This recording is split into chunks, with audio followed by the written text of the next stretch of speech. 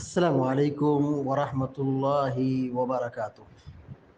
الحمد لله رب العالمين والعاقبة للمتقين، والصلاة والسلام على أشرف الأنبياء والمرسلين نبينا محمد وعلى آله وصحبه أجمعين ومن تبعهم بإحسان إلى يوم الدين. أما بعد،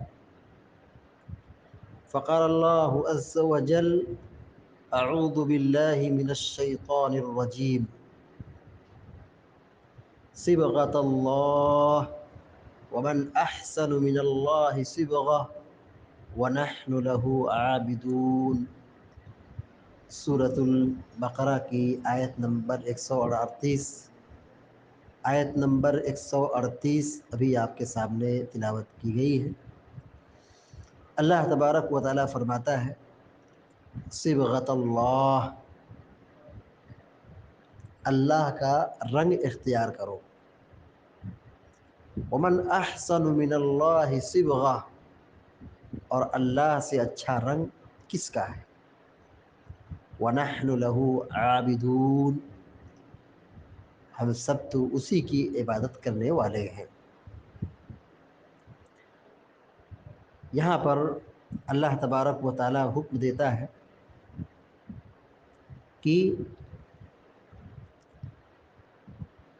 تم اللہ کے اس دین کو لازم پکڑو جس فطرت پر تم کو اس نے پیدا کیا ہے، یعنی فطرت توحید، ایمان، اللہ رب العالمین کو، دین کو لازم پکڑو، اس پر چلو، اس پر استقامت اختیار کرو، اور اس کے تمام اعمال کو تسلیم کرو، اس لیے کہ یہی دین فطرت ہے، اور اس سے بہتر کوئی دین نہیں ہے۔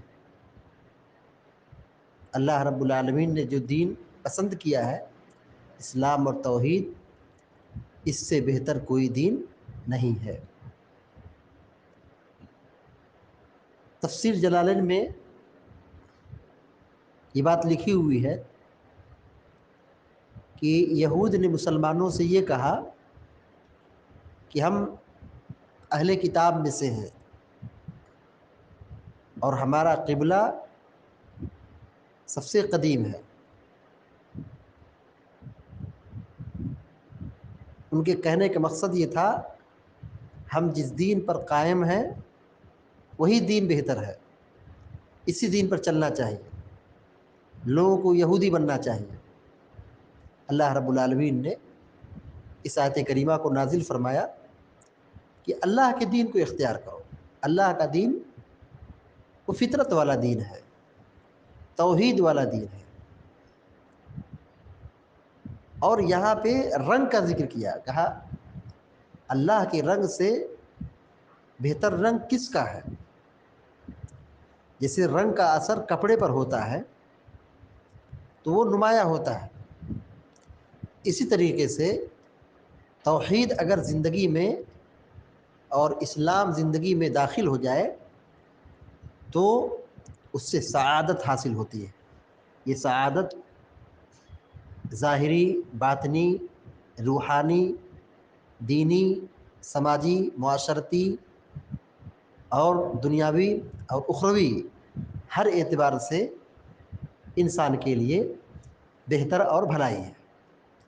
اور اس دین اور توحید کو اختیار کرنے کے نتیجے میں انسان اچھے اوصاف کو اختیار کرتا ہے، اچھی عادات کو اور فطرت کو قبول کرتا ہے۔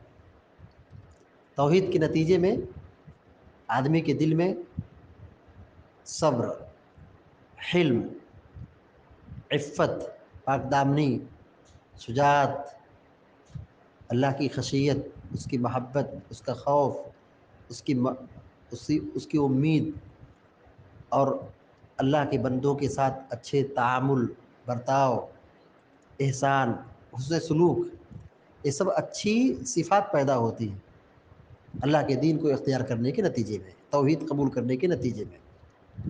اس کے برعکس اگر آدمی توحید کو قبول نہ کرے، اللہ کا انکار کرے، شرک کرے، کفر کرے، تو اس کے اندر بری صفات پیدا ہوتی، جھوٹ، خیانت، مکر و فریب، دھوکہ، بدکاری، اللہ کی مخلوق کے ساتھ، انسانوں کے ساتھ برا سلوک. یہی تفسیر، یہی وضاحت آپ تفسیر سعدی میں دیکھ سکتے ہیں کہ اللہ کے دین کے اختیار کرنے کے نتیجے میں جو فطرت ہے وہ نمایاں ہوتی ہے اور اچھی صفات بندے کے اندر پیدا ہوتی ہے. اور اگر یہ فطرت، دین فطرت نہ ہو، توحید نہ ہو، تو آدمی کے اندر خباثت، برے اوصاف، نافرمانی، بغاوت، فتنہ اور گھوٹالہ پیدا ہوتا ہے. امانت داری نام کی چیز نہیں ہوتی. وَنَحْنُ لَهُ عَابِدُونَ، اور ہم اسی کی عبادت کرنے والے ہیں. یعنی اللہ رب العالمین کی ہم عبادت کرنے والے ہیں. جب اس کے دین کو ہم نے قبول کیا ہے تو ذمہ داری ہے کہ ہم اسی کے سامنے سجدہ کریں، اسی کی عبادت کریں، اس کے ساتھ کسی کو شریک نہ ٹھہرائے، شرک اور کفر سے اپنے آپ کو بچائے. یعنی ان یہودیوں کی طرح، اہل کتاب کی طرح نہ بن جائے کہ جنہوں نے رب کو چھوڑ کر اپنے علماء کو، اپنے درویشوں کو، اپنے ولیوں کو رب کا درجہ دے دیا. جو وہ کہتے تھے اس کو مان لیتے تھے. اللہ کی کتاب میں حلال چیز ہوتی تھی، اگر ان کے علماء نے حرام کہہ دیا تو آنکھ بند کر کے مان لیتے تھے. تو اللہ رب العالمین کہتا ہے وَنَحْنُ لَهُ عَابِدُونَ. مسلمان کیسا ہوتا ہے؟ اللہ کے دین کو جو قبول کرنے والا تو وہ کیسا ہوتا ہے؟ کہا وَنَحْنُ لَهُ عَابِدُونَ، ہم اسی رب کی عبادت کرنے والے ہیں، انہیں اس کی عبادت میں کسی کو شریک نہیں ٹھہرانے والے ہیں.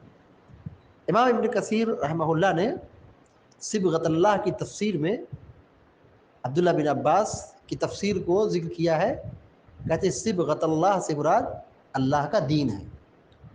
اسی طرح مجاہد رحمہ اللہ نے ابو العالیہ، اکرمہ، ابراہیم، حسن، قتادہ، ضحاک، عبداللہ بن کثیر، عطیہ العوفی، ربی بن انس، سدی اور دیگر مفسرین کا یہی کہنا ہے کہ یہاں صبغۃ اللہ سے مراد اللہ کا دین ہے، دین توحید، دین فطرت ہے. تو اللہ رب العالمین نے اس آیت میں یہ تعلیم دی ہے کہ اللہ کے دین کو مضبوطی سے قائم رکھو، اس پر استقامت اختیار کرو اور اسی کی عبادت کرو.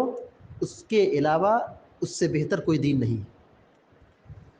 عیسائیوں کے یہاں ایک رسم پائی جاتی تھی کہ وہ اپنے ہر بچے کو بپتسمہ کراتے تھے. بپتسمہ کی شکل کیا تھی کہ وہ بچے کو زرد رنگ کے پانی میں اندر داخل کرتے تھے، اور جب وہ بچہ اندر داخل ہوتا تھا، پانی کے اندر جاتا تھا، فوراً اس کو نکالتے تھے. تو ان کا نظریہ یہ تھا کہ بچہ پاک ہو گیا، گناہوں سے کیا ہو گیا؟ پاک ہو گیا. ان کے دین میں یہی تھا بپتسمہ کا. اللہ رب العالمین نے ہم کو یہ تعلیم دی کہ ہم اللہ کے رنگ پر قائم رہیں، اللہ کے دین پر قائم رہیں، اور اللہ کے دین سے بڑھ کر کوئی دین نہیں ہے. عیسائیت کے ہاں جو رسم تھی اس کا کوئی سر و پیر نہیں، اس کی کوئی سند نہیں، اس کی کوئی حقیقت نہیں. بس ان لوگوں نے اپنی طرف سے بپتسمہ کی رسم کو گڑھ لیا ہے. تو دعوت توحید، فطرت، دین فطرت، اصل یہ ہے کہ آدمی اللہ کی توحید پر قائم رہے، اس پر ایمان رکھے، اس کے ساتھ کسی کو شریک نہ ٹھہرائے. اللہ تعالی ہم سب کو، آپ سب کو نیک عمل کی توفیق عطا فرمائے یا رب العالمین. اقول قولی هذا واستغفر الله لي ولكم ولسائر المسلمين فاستغفروه انه الغفور الرحيم. وصلى الله على نبينا محمد وسلم تسليما كثيرا. والسلام عليكم ورحمه الله وبركاته.